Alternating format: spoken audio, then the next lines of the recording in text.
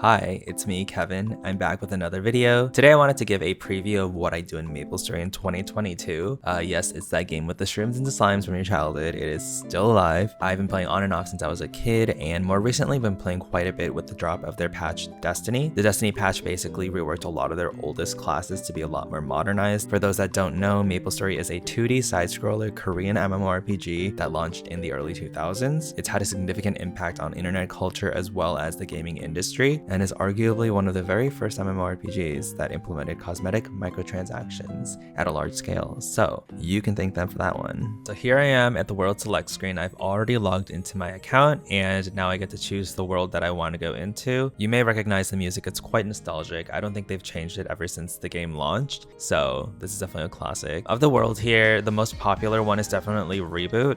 Reboot is a specialized server that specifically takes out a lot of the pay-to-win aspects of the game that's in the other servers and really only lets you pay for the cosmetic pieces of the game. As you can see here, I have a lot of classes. The game has definitely shifted their philosophy to incorporate and encourage people to play different classes and really explore the different ones that are in the game, because there are a ton of different classes in the game. With that said, most people usually still focus all their resources into one or two characters. For me, my main character is Yerp. She is a level 256 Ice Lightning Mage. So the first thing I wanted to talk about now is dailies or daily questing. Before I dive into that part, I just wanted to emphasize that contrary to what you might remember, the game actually starts past level 200 now, and the level cap is now 300 and expected to continue going up for who knows how long. Leveling is still exponential in terms of time committed, so even though it doesn't seem like it's gone up that much, it's actually a significant increase in the time investment needed. So if what you're really looking for is that grindy leveling experience, that's still there, even though they've really shifted a lot of their philosophy to daily questing and gear improvement. So a typical set of dailies will usually have you rotate around these maps within the Arcane River. There's like Vanishing Journey, Choo Choo Island, Lachlan, and so on. You unlock these maps as you level up, and as you enter these maps, you get access to a set of quests as well as a potential mini game that gives you these tokens that combine and give you additional stats. This is an example of those tokens that level up as you combine them. As you can see, the combination of all my tokens has given me this much intelligence stat as well as this much arcane force.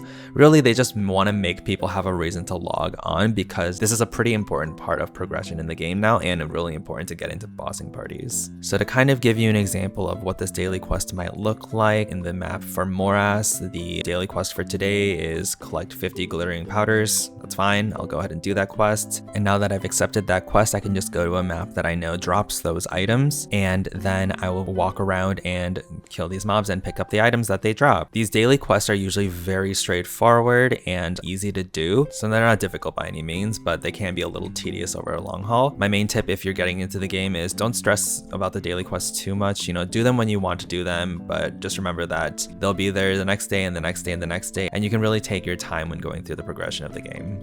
So I've gone ahead and completed the quest. I am now turning it in to the NPC, and as a result, I got my rewards. It's going to be 8 Morass symbols, which, as you can see, my current one is level 18. I need 335 symbols to level it up to 19, and I only have 54 right now, so I'll go ahead and merge all of my symbols together. Yes, and now it is at 62. So I'll just keep doing this over and over again every single day until I hit level 20, and then I'll be done with the map. So on top of the daily quests that are always in the game, there's almost always a event in progress. For example, right now there's something called the Starlight Chariot event that came with Destiny. They encourage you to participate in these different daily missions and achievements that kind of add up, and whenever you hit a certain milestone, you can get a stamp for the day, and when you get multiple stamps in a row, then you also get different prizes. So again, more things to really encourage people to participate and play and log in every single day. So one of the biggest draws of this game is the bossing aspect. There are a ton of bosses in this game, and that's usually what is the biggest motivator for players to be improving their gear, leveling up, doing these dailies so that they can kill these different bosses in the game. Some of them you can do solo, some of them require you to be in a party, others require you to have a really high amount of stats to be able to participate in them at all. As you can see, there are a ton of different types of bosses, and there's different stages of difficulty for each one. They actually do a very good job of parsing these out so that people can use these as a pretty strong benchmark of where their character is at in terms of progression, and to get a grasp of where other people are at in their progression as well. So on Maplestory, there are typically two primary ways to make money. The first is by bossing, and when you kill a boss, you'll get a drop called an intense power crystal, and this can be sold to the NPC for a specific amount of money. The more difficult the boss, the more money you get, and it also scales depending on how many people were in your party at the time of clearing it. The next primary way to make money is by leveling up your character, or in other words, farming and grinding. Unlike more popular recent games, Maplestory still really revolves around killing monsters on a map repeatedly for hours to get all your resources. That's pretty different from what's popular nowadays, which is just doing like storylines and questing. This is typical of how most Korean MMORPGs are structured, especially the older ones. Back in the day, this actually used to be like the norm in most MMORPGs, but the industry has definitely shifted since then, and games like Guild Wars 2 or Final Fantasy 14 or WoW definitely don't really follow this structure anymore. So how people actually go about leveling is they'll find a map. For example, this one I'm in is 2-5 in Limina, and they'll just go here and start killing all the monsters on the map for however long they want to. As you can see, as I kill these monsters, my EXP goes up very, very slowly. You can get different types of equipment that can raise your money and item drop rates to make it a lot more lucrative. There are also other things that boost the spawn rates called totems that you can use, and they last for 2 hours and basically make the monster spawn super fast. For reference, at level 256, my character takes around 12 hours of training while using those spawn enhancers to level up. So it increases exponentially as you go up in the levels really fast, and it's a huge grind, and leveling up is a pretty monumental accomplishment. So definitely something that people put in a lot of time and effort into. So you put all this time and effort into bossing, you finally have a bunch of money. What do you do with it? Well, I'll show you.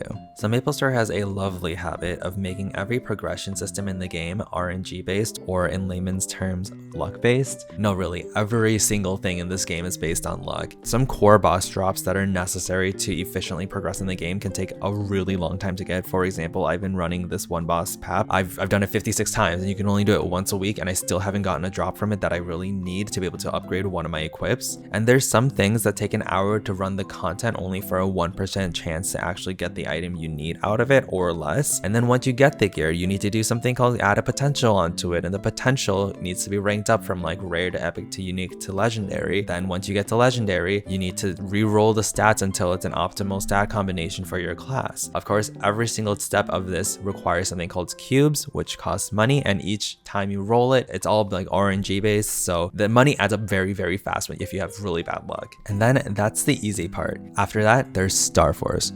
Oh my god, Star Force. It is the worst system I've ever seen in any game I've ever played. The way it works is that it basically enhances your gear in stages called stars that you can see up there, but as you go up, the chance of going to the next stage is lower and lower, and if you fail that stage, it goes back to the previous star. And then on top of that, sometimes the equipment just explodes, and when it explodes, you need to get a replacement of that gear. So if it was a rare drop, then good luck getting another one. From there, if you finally get a replacement, once you transfer it over, it starts at a really low number of stars, and you have to make your way back up the chain. Cumulatively, it is a significant amount of money spent just to make a small amount of progress at a time. And I haven't even covered familiars and transposing, but I think you get the gist of it. Anyways, it's really fun.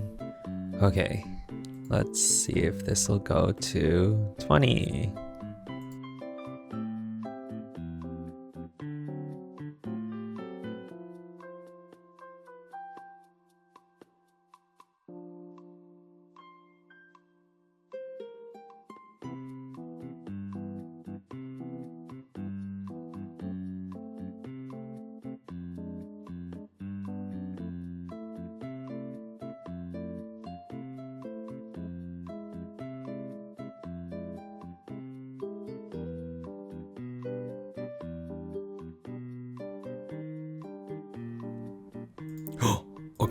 Okay, come on. Please, please. Oh, okay. Okay.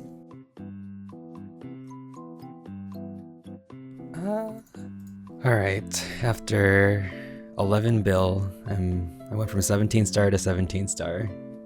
So that was fun. So I briefly mentioned in the beginning of the video that the game has really shifted from focusing on one character to really encouraging people to try out a bunch of different classes and get an experience for a lot of the different aspects of the game. As you can see, there are a ton of different classes available in the game. I think there are close to 50 now. There's a lot of variety in gameplay that you can experience by going through each of these. You can also create these characters for a multitude of benefits, and the reasons range from just having another character to do bosses on and have fun building up, to others that give really great bonus stats that can transfer to every other character on your account and just have account-wide benefits. Something else that's noteworthy is that Maplestory does this event called Terror Burning, and essentially what it does is it accelerates the leveling process from 1 to 200. It gives you an additional 2 levels for every time you do level up, and along the way of leveling up you get free equipment to help you keep up with doing damage to those mobs. As I mentioned prior, the game really starts when you're level 200, so creating a character with this Terror Burning bonus allows you to progress through it really quickly and helps new players access the more engaging parts of the game. Even for people who are a bit more seasoned in the game, it's a super beneficial event since it helps you level up characters that can give you those account-wide bonuses. So it's just a widely loved event, and it's a great way to get your entry into the game and try out a bunch of different classes and get them to the 5th job tier. So another big part of Maplestory is the social aspects of it. Most people that are playing that are riding that nostalgia wave often talk about their favorite moments in the past being when they were just in the off times and just talking to each other in a party, in a map, or just standing around and talking to each other. The game has admittedly become far less social as grinding has become a lot more solo oriented rather than party oriented, but that doesn't mean you can't join guilds and interact with different people through the guild and talk to people in game, build bossing parties, and be able to tackle those harder bosses together with others. The boom of Discord has definitely helped to make the socialization outside of the game significantly easier, and I definitely encourage anyone getting into the game now to, find a community, join a guild, and find those that can kind of encourage you to get into the game a bit more and help each other stay motivated, because it can be a real grind sometimes. Personally speaking, out of every mmorpg / games I've ever played, I've never come across one with a player base as openly social as the one on Maplestory. Sometimes it can be a little bit toxic, but I guess that's the case for most games. Honestly, most people are willing to engage in conversations, and just because that's such a core part of the culture of the game. So definitely don't feel shy to reach out and see if anyone wants to party with you, or see if anyone wants to just have a chat, because a lot of times most of the people standing here, they're just staring at the screen waiting to talk to someone, so you never know when you might make a new friend. That's so fucking corny, oh my god.